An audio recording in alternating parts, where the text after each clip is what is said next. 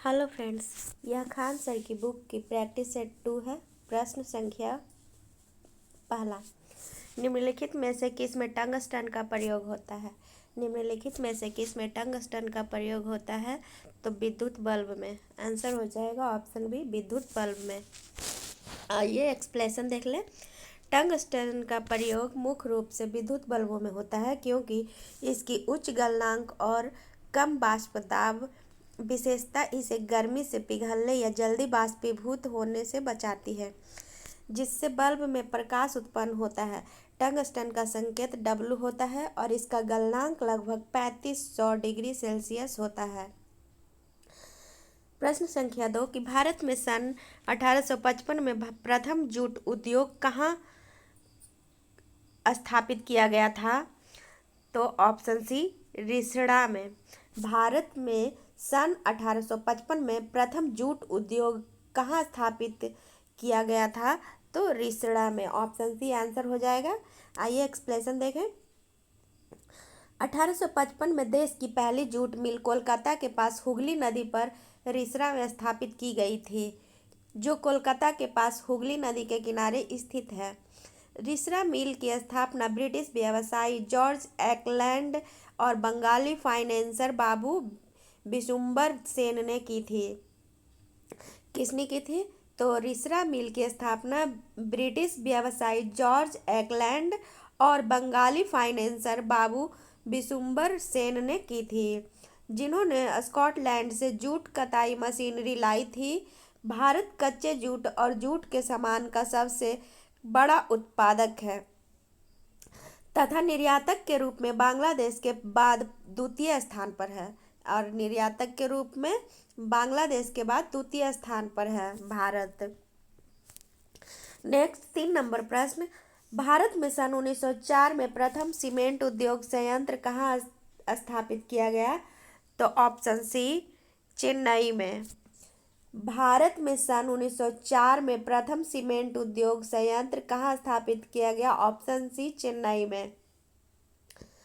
Explanation देख लेते हैं कि भारत में पहले सीमेंट फैक्ट्री की स्थापना 1904 में तब मद्रास यानी कि चेन्नई में साउथ इंडिया इंडस्ट्री लिमिटेड द्वारा की गई थी, जिसे बाद में द मद्रास सीमेंट कंपनी के नाम से जाना गया। 4 नंबर प्रश्न, भारत में मीथेन का एक बड़ा स्रोत है। भारत में मीथेन का एक बड़ा स्रोत है, कौन सा? तो ऑप्शन ए, धान का खेत। भारत में मीथेन का सबसे बड़ा स्रोत कौन सा? धान का खेत।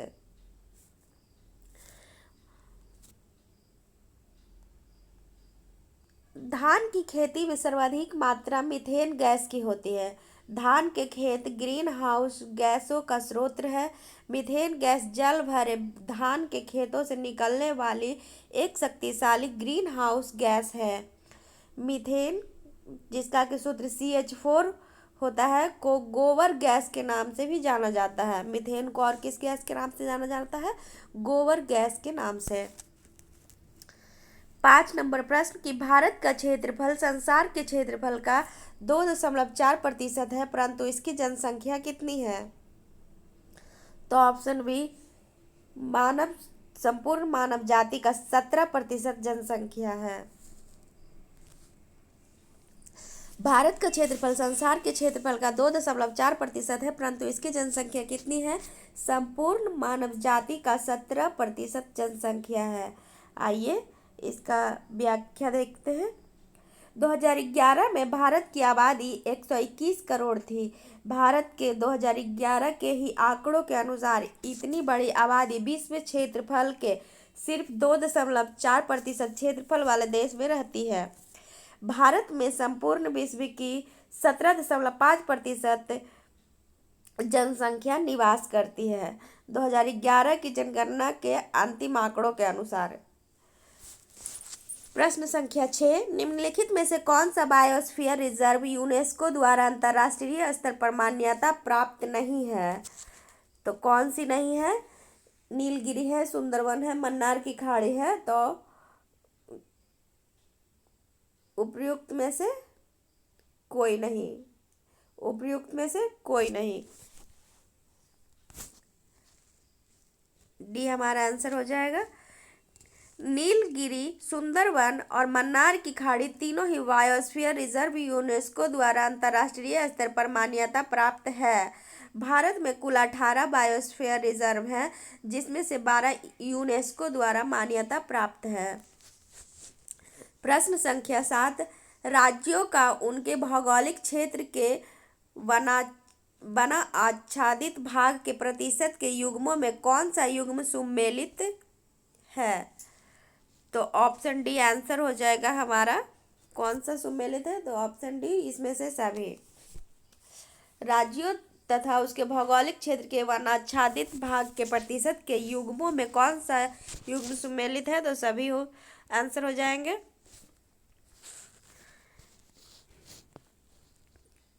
व्याख्या देखें।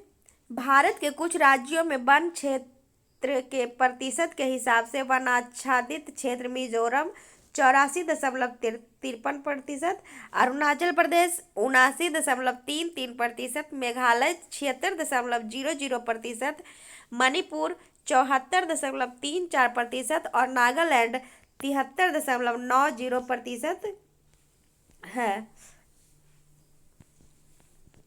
प्रश्न संख्या 8, कथन अरावली के पश्चिम में राजस्थान के पास अरावली के पश्चिम में राजस्थान के भाग पूर्वी भागों की अपेक्षा कम वर्षा प्राप्त करते हैं। कारण ब, अरावली की दिशा दक्षिण पश्चिम मानसून की अरब सागरीय शाखा के समानांतर है। यहाँ पे आंसर हो जाएगा हमारा ए कि दोनों अ ब असत्य हैं और ब अ का कारण है। यहाँ पे अ था कि अरावली के पश्चिम में राजस्थान के भाग पूर्वी भागों की अपेक्षा कम वर्षा प्राप्त करते हैं, और वह कह रहा था कि अरावली की दिशा दक्षिण पश्चिम मानसून की अरब सागरीय शाखा के समानांतर है। प्रश्न संख्या 9,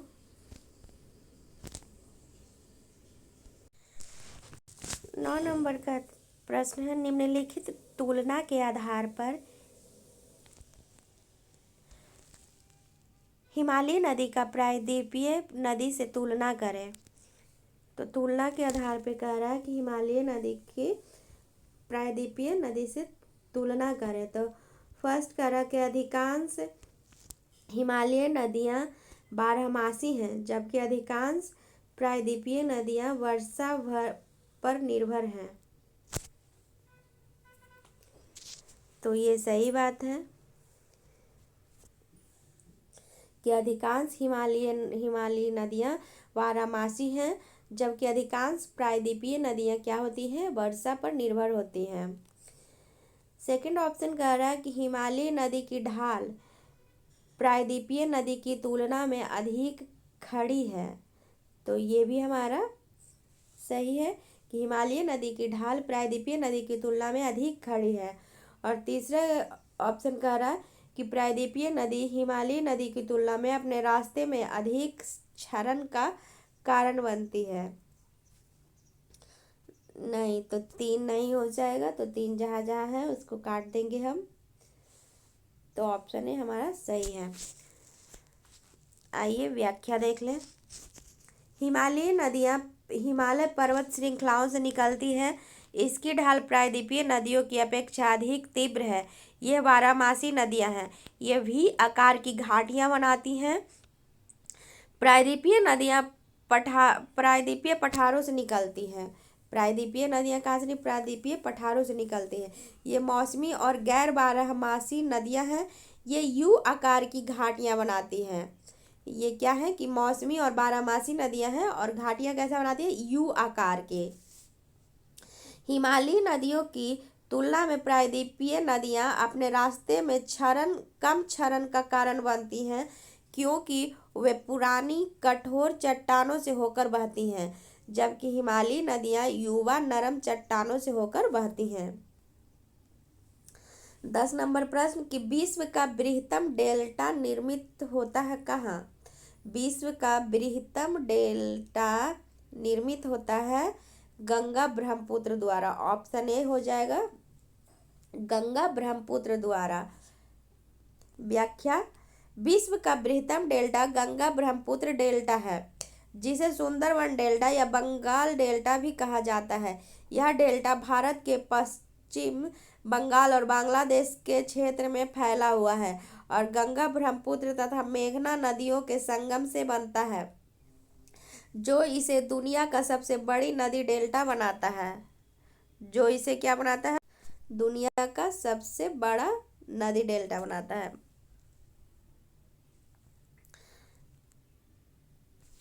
प्रश्न संख्या 11, पर्वत की चोटियों के समूह को ऊंचाई के घटते क्रम में नीचे दी गई निम्नलिखित में से कौन सा क्रम सही है।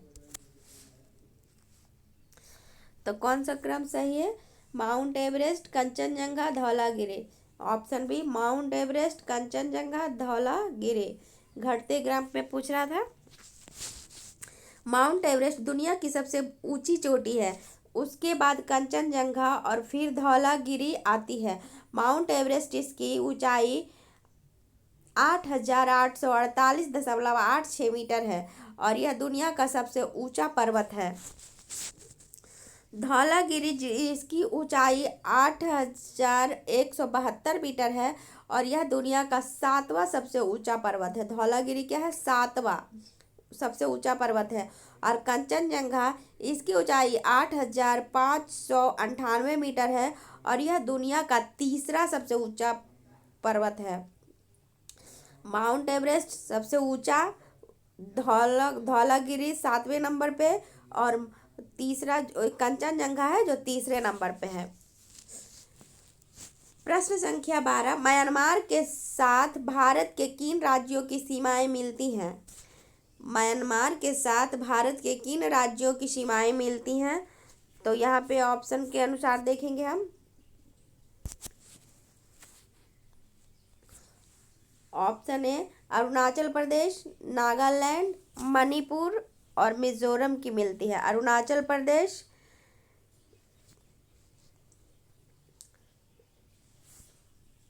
नागालैंड, मणिपुर और मिजोरम की मिलती है। ऑप्शन ए सही हो जाएगा। म्यांमार के साथ भारत के 4 राज्यों अरुणाचल प्रदेश, नागालैंड, मणिपुर, मिजोरम की सीमा लगती है। भारत और म्यांमार के मध्य 1,643 किलोमीटर की सीमा लगती है। प्रश्न संख्या 13, भारत के वित्त आयोग के संदर्भ में निम्नलिखित कथनों पर विचार करें। भारत के वित्त आयोग के संदर्भ में यहाँ पे कथन दिए गए हैं, उस पर विचार करना है। तो पहला कह रहा है कि वित्त आयोग एक सांविधिक निकाय है। वित्त आयोग एक सांविधिक निकाय है नहीं। संविधान के अनुच्छेद 280 के तहत वित्त आयोग की स्थापित किया गया था। संविधान के अनुच्छेद 280 के तहत वित्त आयोग स्थापित किया गया था। तो ये कथन सही है। वित्त आयोग द्वारा की गई सिफारिशें प्रकृति में केवल सलाहकारी हैं। ये भी सही है। पहला वित्त आयोग 1950 में स्थापित किया गया था नहीं। तो यहाँ पे ऑप्शन सी हमारा सही आंसर है। आइए व्याख्या देखें। वित्त आयोग एक संवैधानिक निकाय है जिसे 280 के तहत स्थापित किया गया था। यहाँ पे कह रहा है सांविधिक निकाय, इसलिए ये ऑप्शन गलत होगा। संवैधानिक निकाय है। वित्त आयोग का गठन राष्ट्रपति द्वारा किया गया है। वित्त आयोग का गठन किसके द्वारा किया गया है? राष्ट्रपति के द्वारा। प्रथम वित्त आयोग का गठन 1951 में किया गया था। प्रथम वित्त आयोग का गठन कब किया गया था? 1951 में। यहाँ 1950 दिया गया था, इसलिए वो 4th भी गलत है। वित्त आयोग की सिफारिशें केवल सलाहकारी है, यह सरकार पर बाध्यकारी नहीं है। वित्त आयोग की सिफारिशें केवल सलाहकारी है, यह सरकार पर बाध्यकारी नहीं है। 14 नंबर प्रश्न, इसमें से कौन सी भारत के राष्ट्रपति के पद के लिए आवश्यक योग्यता नहीं है? वह भारत का नागरिक हो, ये तो होना ही है। वह 35 वर्ष से अधिक आयु का हो, सही। उसमें लोकसभा के सदस्य के लिए निर्धारित सभी योग्यताएं हो, सही। वह संसद के किसी सदन का सदस्य हो, तो ये अनिवार्य योग्यता है, ये नहीं है, है ना। भारत के राष्ट्रपति के लिए अनिवार्य योग्यताएं ये तीनों हैं और ये नहीं है। वह सांसद के किसी सदन का सदस्य नहीं हो, फिर भी यहाँ पे व्याख्या देख लेंगे कि भारत के राष्ट्रपति के लिए अनिवार्य योग्यताएं हैं। वह भारत का नागरिक हो, 35 वर्ष की आयु पूरी कर चुका हो, वह लोकसभा के सदस्य के लिए अहरित हो, वह भारत सरकार या राज्य सरकार या किसी भी सरकार के नियंत्रणाधीन किसी भी लाभ के पद पर ना हो। भारतीय संविधान के अनुच्छेद 58 सनक्लॉज ए सनक्लॉज बी के अनुसार भारत का राष्ट्रपति बनने के लिए न्यूनतम आयु 35 वर्ष है। राष्ट्रपति का कार्यकाल 5 वर्ष का होता है और वे पुनर्निर्वाचन के लिए पात्र होते हैं, यानी वे दोबारा चुने जा सकते हैं। प्रश्न संख्या 15 निम्न में से भारत में धर्मनिरपेक्षता की कौन सी मौलिक विशेषता है?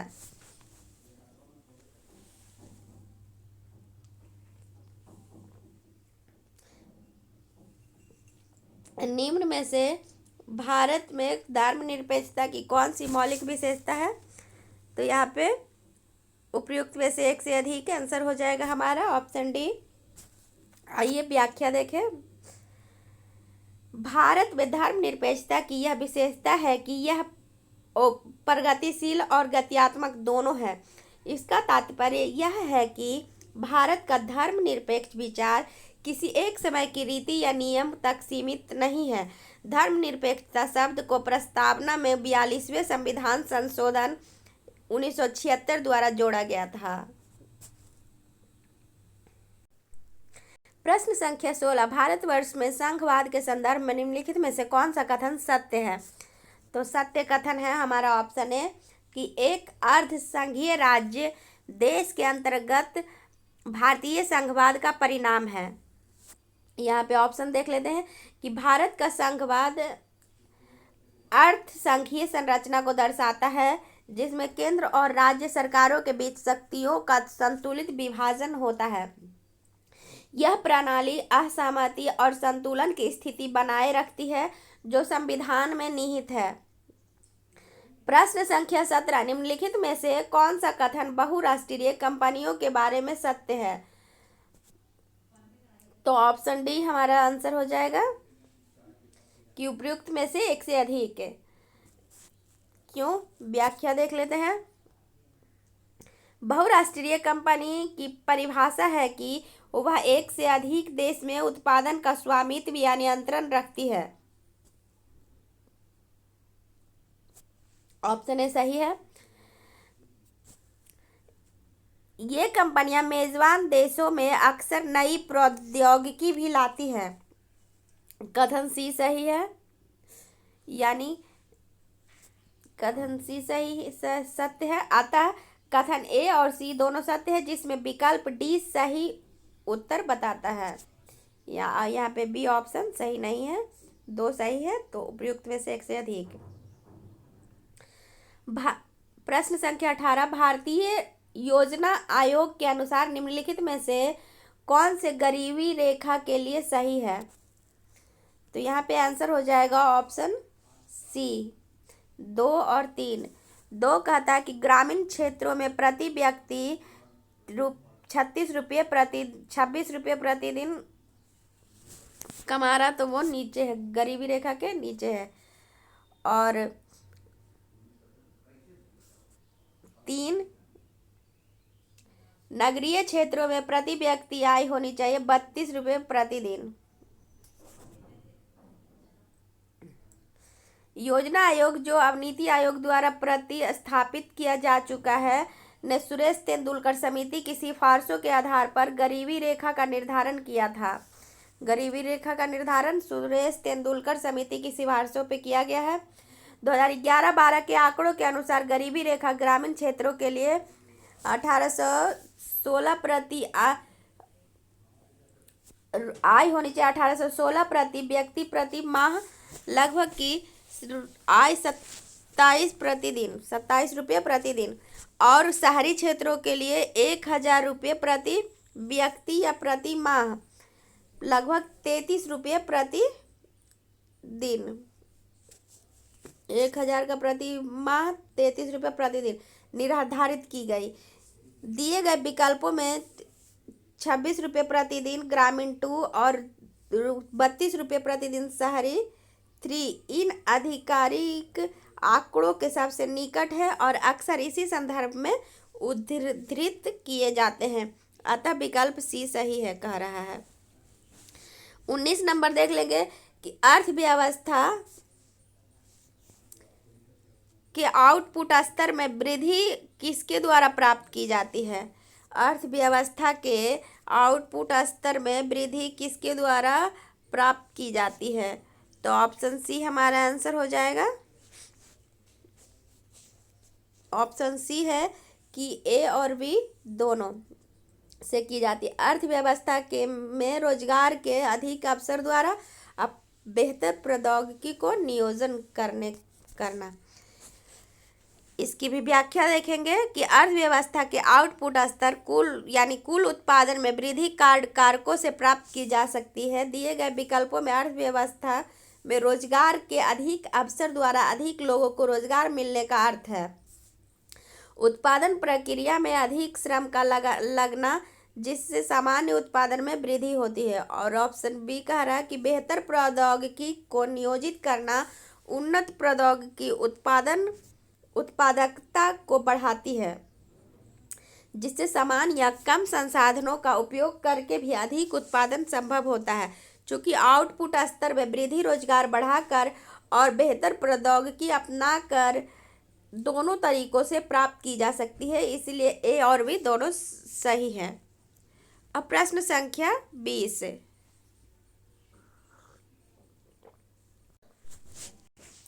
लंदन में सर कर्जन वाइली की हत्या किसने की थी? लंदन में सर कर्जन वाइली की हत्या किसने की थी? तो उधम सिंह ने की थी। उधम सिंह को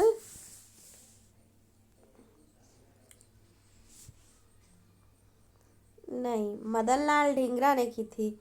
उधम सिंह ने तो की थी माइकल और डायर की हत्या। उधम सिंह ने तो की थी माइकल और डायर की हत्या।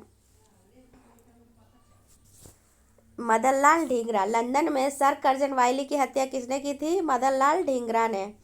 आइए एक्सप्लेनेशन देखें। कर्नल वाइली भारत के एक ब्रिटिश भारतीय सेना अधिकारी था, जिसकी हत्या ब्रिटेन में दक्षिण कैंसिंगटन के इंपीरियल इंस्टीट्यूट में मदन लाल ढींगरा ने 1 जुलाई 1909 को कर दी थी। मदन लाल ढींगरा लंदन विश्वविद्यालय में एक भारतीय छात्र थे।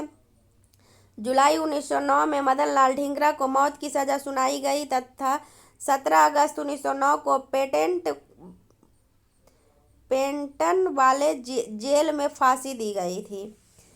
मदन लाल ढींगरा को 1909 में पेंटन वाले जेल में फांसी दी गई थी 17 अगस्त 1909 को। प्रश्न संख्या 21। लाला हरदयाल, बाबा हरनाम सिंह, टूड़ी लाट, बाबा सोहन सिंह भाखना और गुरुदीत सिंह किससे जुड़े थे? तो ऑप्शन सी गदर आंदोलन से। ऑप्शन सी गदर आंदोलन से।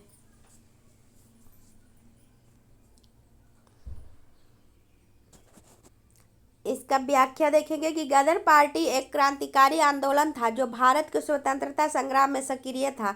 सरदार अजीत सिंह इसके प्रमुख सदस्य थे। वे ब्रिटिश साम्राज्य के खिलाफ विद्रोह करने की योजना में शामिल थे। गदर पार्टी के सदस्यों में सोहन सिंह भाखना, हर्ष दयाल और रास बिहारी बोस, बाबा हरनाम, गुरदीप सिंह शामिल थे। प्रश्न संख्या 22 की लॉर्ड माउंटबेटन वाइसराय के रूप में कार्य करने के लिए विशिष्ट निर्देश के साथ भारत आया। तो ऑप्शन बी यहाँ पे आंसर हो जाएगा कि यदि संभव हो तो भारत को संगठित रखने के लिए। लॉर्ड माउंटबेटन वाइसराय के रूप में कार्य करने के लिए विशिष्ट निर्देश के साथ भारत आया कि यदि संभव हो तो भारत को संगठित रखना है। व्याख्या की लॉर्ड माउंटबेटन को भारत को संगठित रखने और विभाजन से बचने के विशिष्ट निर्देश के साथ भारत भेजा गया था। इसका उद्देश्य भारत के स्वतंत्रता आंदोलन को सफलतापूर्वक प्रतिबंधित करना भी था। लॉर्ड माउंटबेटन स्वतंत्र भारत के पहले गवर्नर भी बने। लॉर्ड माउंटबेटन स्वतंत्र भारत के पहले गवर्नर बने। तो स्वतंत्र भारत के पहले गवर्नर जनरल लॉर्ड माउंटबेटन। प्रश्न संख्या 23 की ब्रिटिश प्रधानमंत्री रैमसे मैकडॉनल्ड द्वारा सांप्रदायिक पंचायत की घोषणा की थी। तो ऑप्शन डी अगस्त 1932 में। अगस्त 1932 में ब्रिटिश प्रधानमंत्री रैमसे मैकडॉनल्ड द्वारा सांप्रदायिक पंचायत की घोषणा किसने की थी? कब की गई थी? अगस्त 1932 में। अगस्त 1932 में। अगस्त 1932 में रैमसे मैकडॉनल्ड द्वारा घोषित सांप्रदायिक पंचायत के अंतर्गत पहली बार पृथक निर्वाचन समूह का निर्वाचन किया गया। यह निर्णय 16 अगस्त 1932 को लिया गया था। इस निर्णय में भारत में उच्च वर्ग, निम्न वर्ग, मुस्लिम, बौद्ध, सिख, भारतीय ईसाई, एंग्लो इंडियन, पारसी और दलित आदि के लिए अलग अलग चुनाव क्षेत्र बनाए गए थे।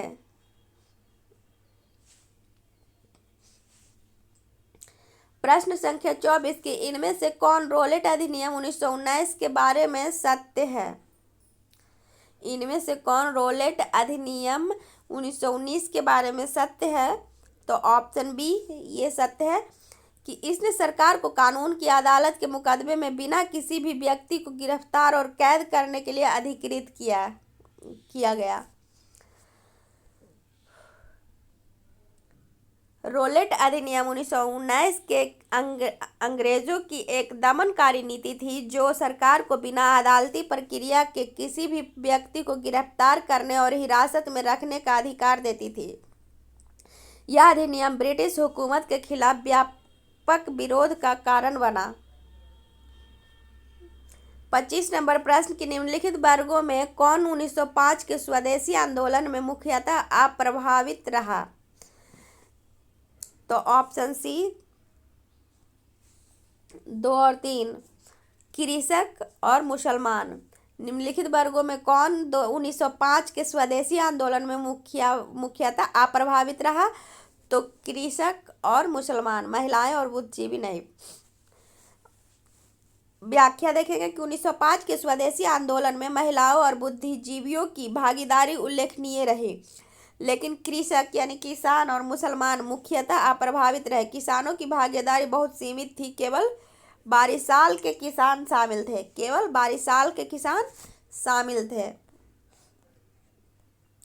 प्रश्न संख्या 26 भारतीय स्वतंत्रता का तिरंगा ध्वज पहली बार कब फहराया गया था? भारतीय स्वतंत्रता का तिरंगा ध्वज पहली बार कब फहराया गया था? तो ऑप्शन ए रावी नदी के तट पर 31 दिसंबर 1929 के मध्य रात्रि में। रावी नदी के तट पर 31 दिसंबर 1929 के मध्य रात्रि में। कांग्रेस के लाहौर अधिवेशन के समय 31 दिसंबर 1929 की मध्य रात्रि को रावी नदी के तट पर पहली बार तिरंगा फहराया गया और पूर्ण स्वराज का संकल्प लिया गया। इसी अधिवेशन में 26 जनवरी को पूर्ण स्वराज दिवस के रूप में मनाने की भी निर्णय लिया गया, जिससे बाद में भारत का गणतंत्र दिवस भी घोषित किया गया। और किसके द्वारा किया गया था? जवाहरलाल नेहरू के द्वारा। 27 नंबर बाबू वीर कुंवर सिंह, जो 1857 की क्रांति में एक बड़े नेता थे, उनका संबंध बिहार के किस स्थान से था? तो उनका संबंध था बिहार के जगदीशपुर से, आरा जगदीशपुर से। ऑप्शन सी आंसर हो जाएगा। बिहार के जगदीशपुर के जमींदार वीर कुंवर सिंह 1857 ईस्वी की क्रांति का मुख्य हिस्सा थे। इन्होंने कहा था कि मैं जहाँ भी हूँ जगदीशपुर वही है। जगदीशपुर से 1857 ईस्वी की क्रांति को दबाने का प्रयास में ब्रिटिश नायक विलियम टेलर एवं विसेंट आयर ने किया। जगदीशपुर से 1857 ईस्वी की क्रांति को दबाने का प्रयास ब्रिटिश नायक विलियम टेलर और विसेंट आयर ने किया। 1996 में भारत सरकार ने उनके सम्मान में डाक टिकट जारी की। 1996 में भारत सरकार ने उनके सम्मान में डाक टिकट जारी की। प्रश्न संख्या 28। 1902 ईस्वी में लॉर्ड कर्जन ने 2 भारतीय सदस्यों को सम्मानित करते हुए एक विश्वविद्यालय आयोग गठित किया। वे कौन थे? तो सैयद हुसैन बिलग्रामी और न्यायमूर्ति गुरुदास बनर्जी। Option D. 1902 ईस्वी में लॉर्ड कर्जन ने 2 भारतीय सदस्यों को सम्मिलित करते हुए एक विश्वविद्यालय आयोग गठित किया। वे कौन थे? सैयद हुसैन बिलग्रामी थे और न्यायमूर्ति गुरुदास बनर्जी थे। भारत के वाइसराय लॉर्ड कर्जन ने 1902 ईस्वी में सर टॉमस रैले की अध्यक्षता में एक विश्वविद्यालय आयोग का गठन किया, जिसमें 2 भारतीय सदस्य सैयद हुसैन बिलग्रामी और न्यायमूर्ति गुरुदास बनर्जी शामिल थे। इस आयोग का उद्देश्य शैक्षणिक सुधार करना था। इन्हीं के सुझावों पर 1904 ईस्वी भारतीय विश्वविद्यालय अधिनियम पारित किया गया। इन्हीं के सुझावों पर 1904 ईस्वी में भारतीय विश्वविद्यालय अधिनियम पारित किया गया। प्रश्न संख्या 29 की औपनिवेशिक शासन ने भारत में कौन सी राजस्व प्रणाली लागू की? औपनिवेशिक शासन ने भारत में कौन सी राजस्व प्रणाली लागू की? तो एक से अधिक। ऑप्शन डी आंसर हो जाएगा। औपनिवेशिक शासन ने भारत में अस्थाई बंदोबस्त, रैयतवाड़ी बंदोबस्त और महालवाड़ी बंदोबस्त, यानी तीनों, अस्थाई बंदोबस्त, रैयतवाड़ी बंदोबस्त और महालवाड़ी बंदोबस्त, तीनों राजस्व प्रणालियां लागू की थी। अस्थाई बंदोबस्त प्रणाली 1793 में लॉर्ड कॉर्नवालिस द्वारा बंगाल, बिहार और उड़ीसा में लागू की गई थी। अस्थाई बंदोबस्त 1793 में लॉर्ड कॉर्नवालिस के द्वारा बिहार, बंगाल और उड़ीसा में लागू की गई थी। रैयतवाड़ी बंदोबस्त प्रणाली थॉमस मुनरो द्वारा 1820 में मद्रास और बॉम्बे प्रेसिडेंसी में लागू की गई। महालवाड़ी बंदोबस्त प्रणाली हॉल्ट मैकेंजी द्वारा 1822 में उत्तर प्रदेश, मध्य प्रदेश और पंजाब में लागू की गई थी। प्रश्न संख्या 29 देखेंगे हम लोग। प्रश्न संख्या 30। पूर्वी द्वीप समूह की खोज किस पुर्तगाली नाविक ने की?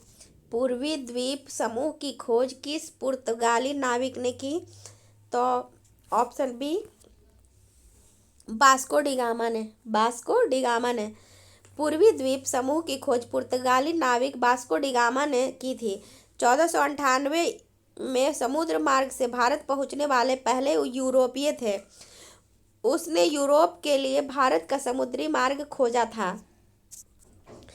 प्रश्न संख्या 31 कि सन 1565 में कौन सा प्रसिद्ध युद्ध हुआ था? सन 1565 में कौन सा प्रसिद्ध युद्ध हुआ था? तो तालीकोटा का युद्ध। ऑप्शन डी, तालीकोटा का युद्ध। 1565 में कौन सा प्रसिद्ध युद्ध हुआ था? तालीकोटा का युद्ध। सन 1565 में तालीकोटा का युद्ध हुआ। यह युद्ध विजयनगर के शासक सदाशिव रॉय और बीजापुर बिदर गोलकुंडा व अहमदनगर की संयुक्त सेना के मध्य हुआ। इस युद्ध में सदाशिव रॉय हार गया। इस युद्ध का नेतृत्व सदाशिव रॉय का सेनापति राम रॉय कर रहा था।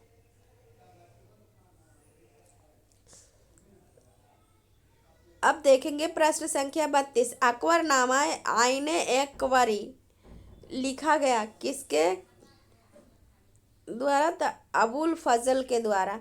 अकबरनामा या फिर आईने अकबरी लिखा गया अबुल फजल के द्वारा।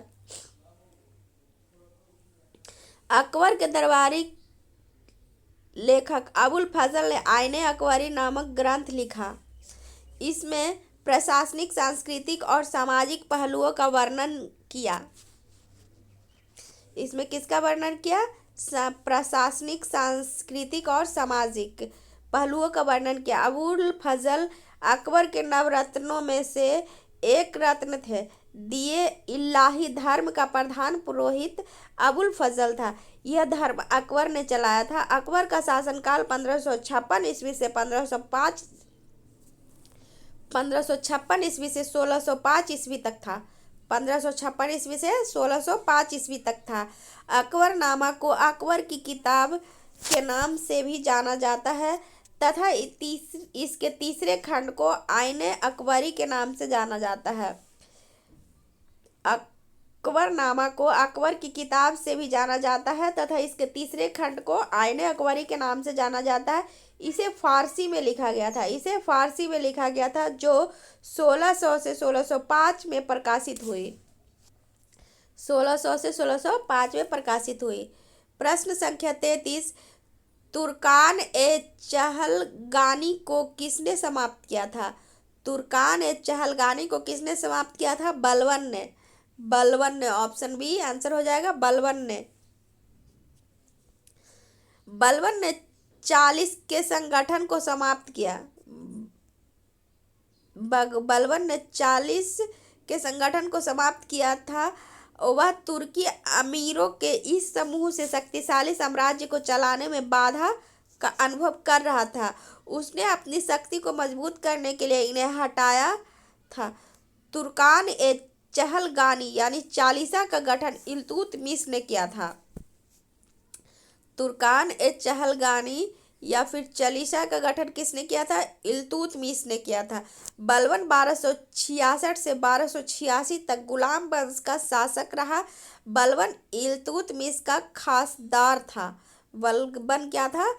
इल्तुतमिश का खासदार था। प्रश्न संख्या 34। तैमूर के आक्रमण के बाद भारत में किस वंश का राज्य स्थापित हुआ? तैमूर के आक्रमण के बाद भारत में किस वंश का राज स्थापित हुआ? तो ऑप्शन बी सैयद वंश का।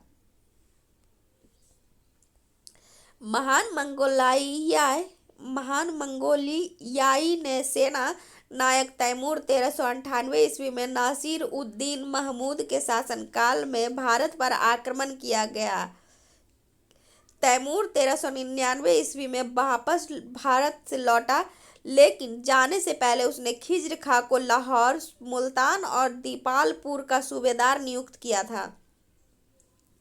खिज्र खां ने सैयद वंश की स्थापना की थी, जिसका शासनकाल 1414 से लेकर 1421 ईस्वी तक था। सैयद वंश के शासक स्वयं को पैगंबर मुहम्मद का वंशज मानते थे।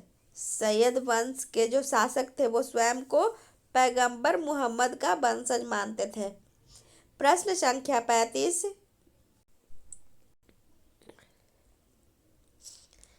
कालक्रम की दृष्टि से इनमें से कौन सा क्रम सही है?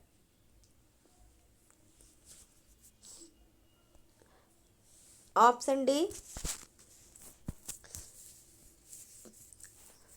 पहले तराइन का युद्ध हुआ था, फिर कुतुब मीनार का निर्माण, फिर अलाउद्दीन का पद्मिनी प्रकरण, और फिर उसके बाद राजधानी दिल्ली से देवनागरी। एक्सप्लेनेशन के साथ समझते हैं।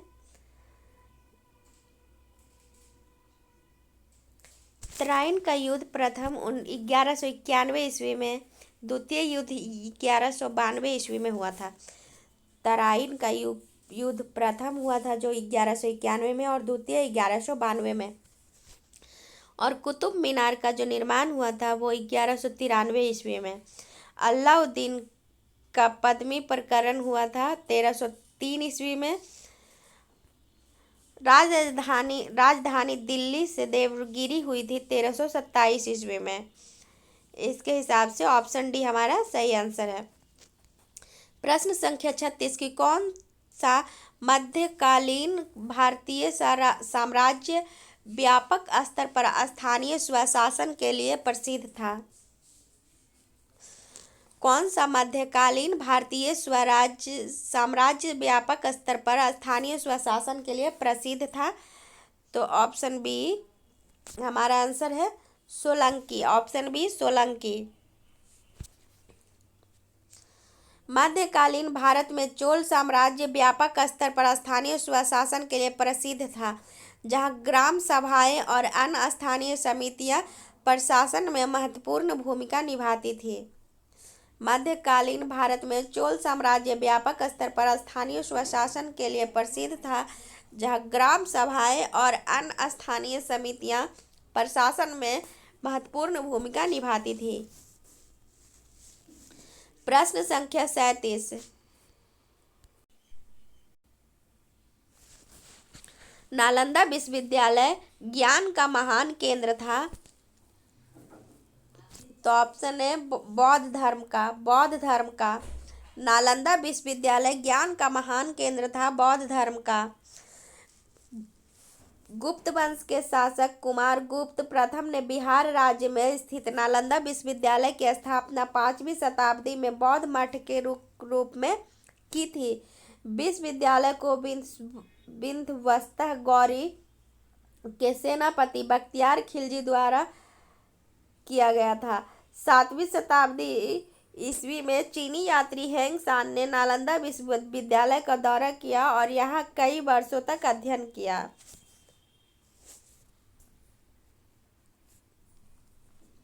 प्रश्न संख्या 38।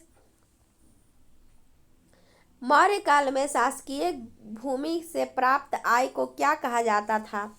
मौर्य काल में शासकीय भूमि से प्राप्त आय को क्या कहा जाता था? तो सीता कहा जाता था। ऑप्शन डी आंसर हो जाएगा, सीता कहा जाता था। मौर्य काल में शासकीय भूमि से प्राप्त होने वाली आय को सीता कहा जाता था। यह भूमि सीधे सम्राट के नियंत्रण में होती थी और इसे प्राप्त राजस्व राज्य के खजाने में जाता था। इससे जो प्राप्त राजस्व होता था वो राज्य के खजाने में जाता था।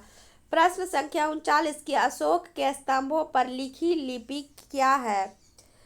तो अशोक के स्तंभों पर जो लिखी लिपि है वो ब्राह्मी लिपि है।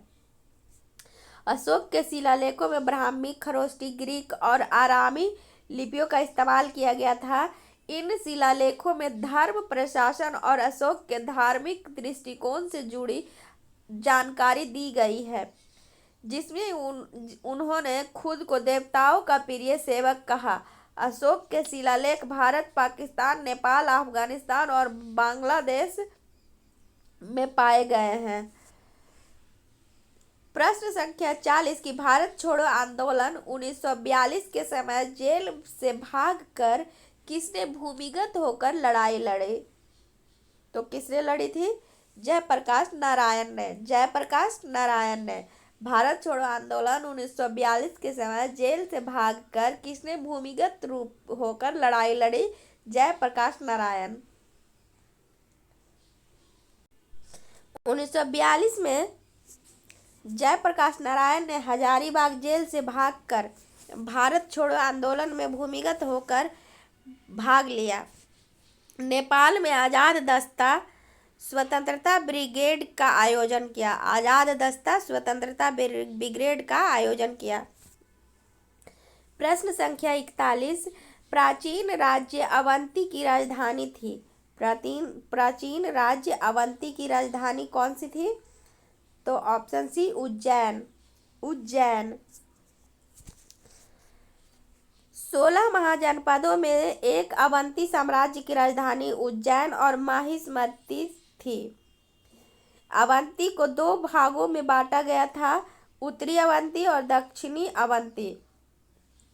उत्तरी अवंती की राजधानी उज्जैनी थी, ये वही दक्षिणी अवंती की राजधानी माहिष्मती थी। यह महाजनपद मध्य प्रदेश के मालवा क्षेत्र में स्थित था। प्रश्न संख्या 42 की त्रिरत्न या तीन रत्न जैसे सटीक ज्ञान, सच्ची आस्था और सटीक क्रिया निम्न में से किससे संबंधित है? तो जैन धर्म से संबंधित है, ऑप्शन सी। त्रिरत्न या तीन रत्न जैसे सटीक ज्ञान, सच्ची आस्था और सटीक क्रिया निम्न में से किससे संबंधित है? जैन धर्म से। धर्म में मूलतः तीन रत्न माने गए हैं, सम्यक दर्शन, सम्यक ज्ञान और सम्यक चरित्र। इसमें सम्यक दर्शन का अर्थ है सच्ची श्रद्धा, सम्यक ज्ञान का अर्थ है सच्चा ज्ञान और सम्यक चरित्र का अर्थ है सच्चा चरित्र। इन तीनों को ही मोक्ष या का मार्ग बताया गया है। जैन धर्म में त्रिरत्न का पालन करना आध्यात्मिक विकास का मार्ग है। जैन धर्म में त्रिरत्न का पालन करना आध्यात्मिक विकास का मार्ग है। प्रश्न संख्या 43 महात्मा बुद्ध ने अपना पहला धर्म चक्र प्रवर्तन या उपदेश किस स्थान पर दिया था? तो सारनाथ में। कहाँ दिए थे? ऑप्शन बी, सारनाथ में। भगवान गौतम बुद्ध ने अपना पहला धर्मोपदेश वाराणसी के पास सारनाथ में दिया था, जिसे धर्म चक्र प्रवर्तन कहा जाता है। यह उपदेश पाली भाषा में था और इन्होंने बौद्ध धर्म की स्थापना की। इन्होंने 4 आर्य सत्य और अष्टांगिक मार्ग का वर्णन किया, जो बौद्ध धर्म के मूल सिद्धांत हैं। सबसे अधिक उपदेश उन्होंने श्रावस्ती उत्तर प्रदेश में है दिए, जो बौद्ध धर्म का प्रमुख केंद्र था। श्रावस्ती का उत्तर प्रदेश में और बौद्ध धर्म का प्रमुख केंद्र था। प्रश्न संख्या 44 ऋग्वेद में यज्ञ हेतु कितने प्रकार के पुरोहितों या ऋत्विज का वर्णन मिलता है? तो 4। ऑप्शन ए सही आंसर हो जाएगा, 4। वैदिक धर्म में मूर्ति पूजा का स्थान नहीं था और मंदिर भी नहीं थे। इस काल में यज्ञों का महत्व था, जिन्हें संपन्न करने के लिए 4 ऋत्विजों या पुरोहितों की आवश्यकता होती थी। होत्री यज्ञ का पाठ करने वाला, अध्वर्यु यज्ञ का संचालन करने वाला और उद्दाता हवन करने वाला और ब्रह्मा यज्ञ की समापन क्रिया करने वाला। वेदों में परमात्मा की कोई मूर्ति नहीं मानी गई है, इसीलिए पूजा का मुख्यतः यज्ञ और मंत्रों द्वारा होती थी। पूजा का मुख्यतः यज्ञ मंत्रों के द्वारा होती थी। प्रश्न संख्या 45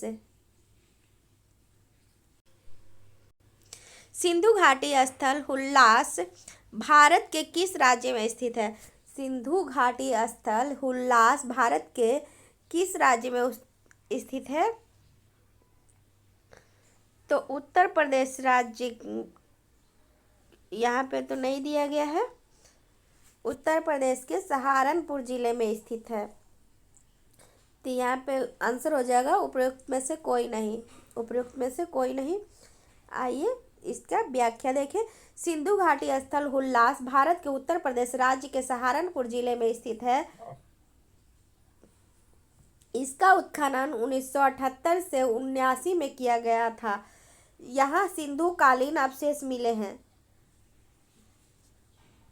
हुल्लास में एक बड़ा टीला पाया गया है, जहाँ प्राचीन आवास स्थलों की दीवारें और बसाव के संकेत मिले हैं।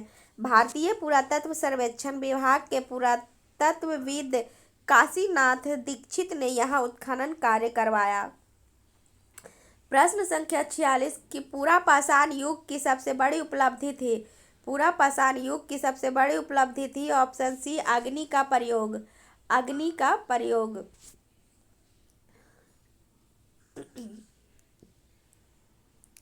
पूरा पाषाण युग की सबसे बड़ी उपलब्धि थी कि आग का आविष्कार। पूरा पाषाण युग में मनुष्य ने प्रथम पत्थर के औजार और कलाकृतियां बनाना सीखा था। पूरा पाषाण युग में मनुष्य पत्थर के औजार और कलाकृतियां बनाना सीखा। पूरा पाषाण काल के उच्च युग में लोग चित्रकला, भित्ति चित्र और कठोर पत्थरों जैसे क्वार्टजाइट का उपयोग औजार और हथियार बनाने में करते थे, जिससे उन्हें क्वार्टजाइट पुरुष कहा जाता है। प्रश्न संख्या 47।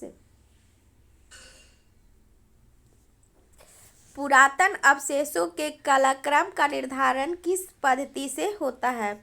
पुरातन अवशेषों का कालक्रम का निर्धारण किस पद्धति से होता है? तो ऑप्शन बी C14 से। ऑप्शन बी हो जाएगा आंसर, C14 से। रेडियो कार्बन डेटिंग, जिसे कार्बन डेटिंग या C14 डेटिंग भी कहा जाता है।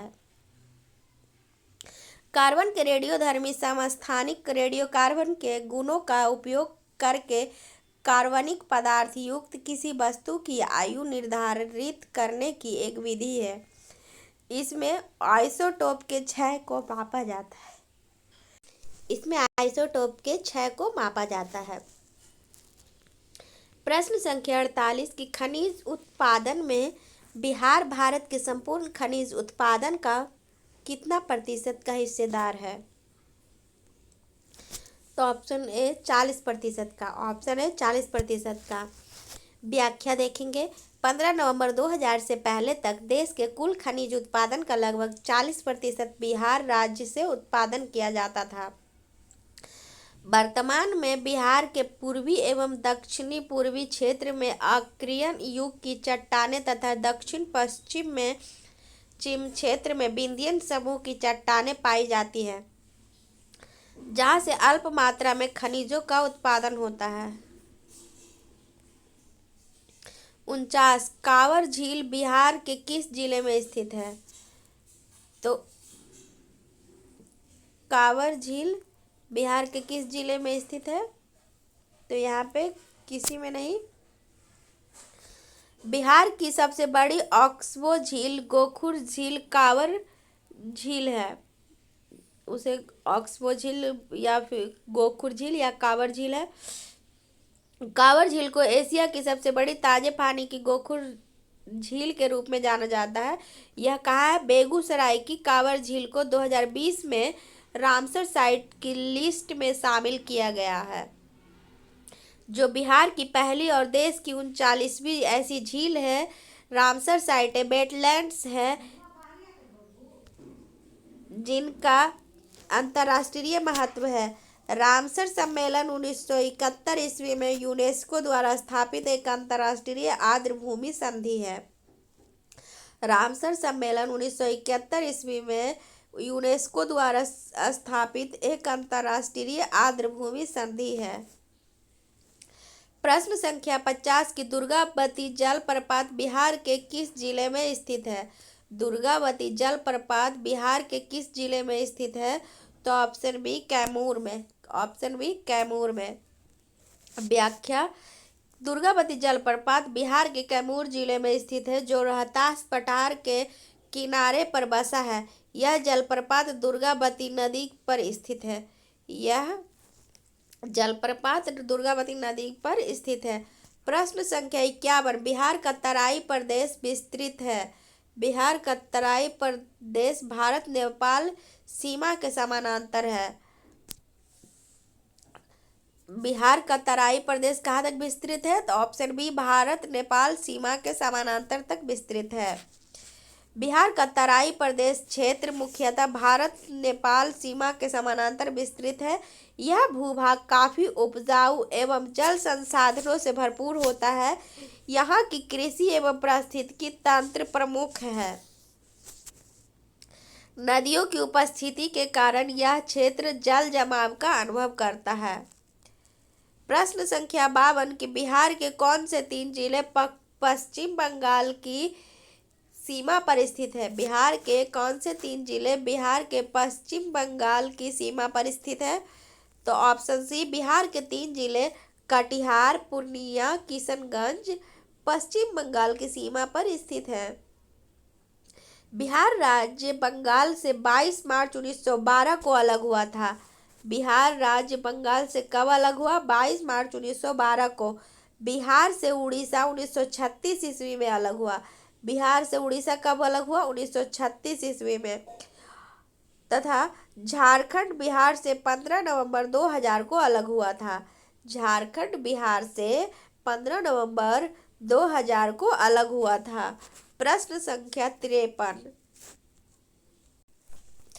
सुलभ इंटरनेशनल ने बिहार के किस नगर में सस्ती दर पर पेयजल उपलब्ध कराने हेतु सुलभ जल प्रोजेक्ट प्रारंभ किया है? सुलभ इंटरनेशनल ने बिहार के किस नगर में सस्ती दर पर पेयजल उपलब्ध कराने हेतु सुलभ जल प्रोजेक्ट प्रारंभ किया है? तो ऑप्शन सी, दरभंगा में। Option c, Darbhanga.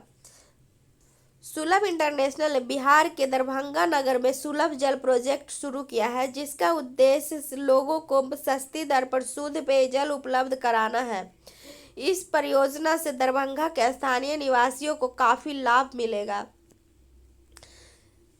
प्रश्न संख्या 54, बिहार में कृषि और ग्रामीण विकास के लिए किस प्रकार के बैंक स्थापित करने का प्रस्ताव है? तो ऑप्शन बी, कृषि यंत्र बैंक का। कृषि यंत्र बैंक का।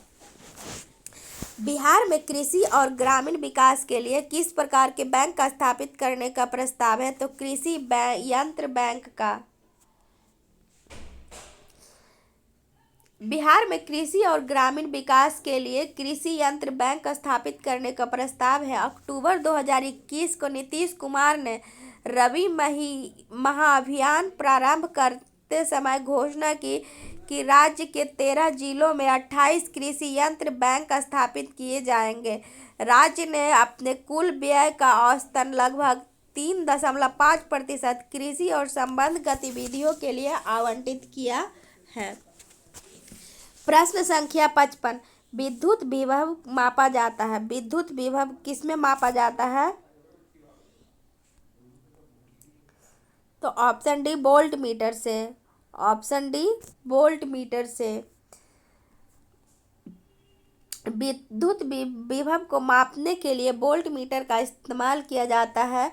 विद्युत परिपथ में दो बिंदुओं के बीच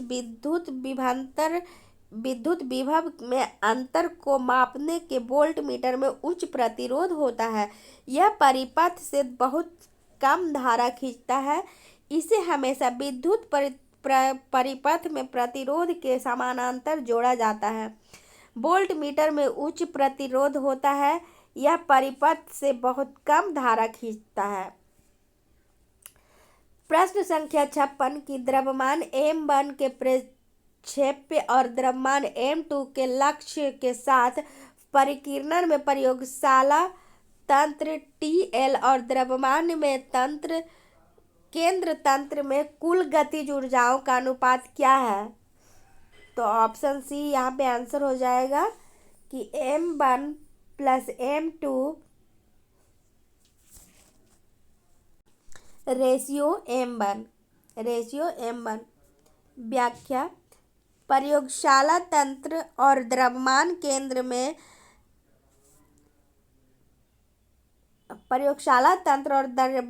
केंद्र तंत्र में कुल गतिज ऊर्जाओं का अनुपात m1 + m2 रेशियो m1 है।